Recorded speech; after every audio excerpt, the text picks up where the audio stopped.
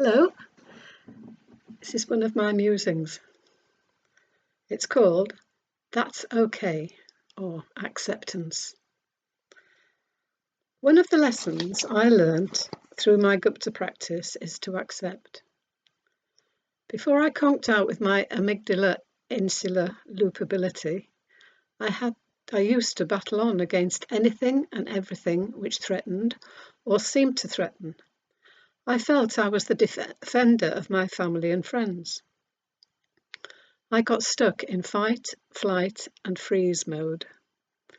This led to 10 years of being unable to work, more or less housebound and often bedbound. I battled on to exist and provide myself and my dog with essentials, and I was stuck in the loop. Then I found Ashok's program. I learned to accept what I couldn't change without battling on. I learned to pace myself and discovered that I could do things I had to do if I did them in tiny bits, resting between the bits, going slow-mo and mindfully.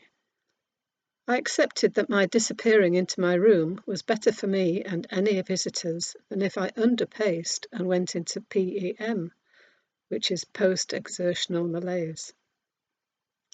At that time, I couldn't tell if I had flu or not, because I felt as though I had it all the time I was in the loop. So I accepted that was how I felt and ignored it. I stopped using treatments for it. Gradually, the things I could do, and also the things I could tolerate, expanded. Energy was increasing, smells were slowly stopping being a problem, my food sensitivities stopped increasing. Life became more manageable. I became fully well.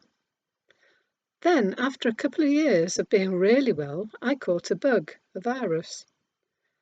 Temperature, fatigue, etc.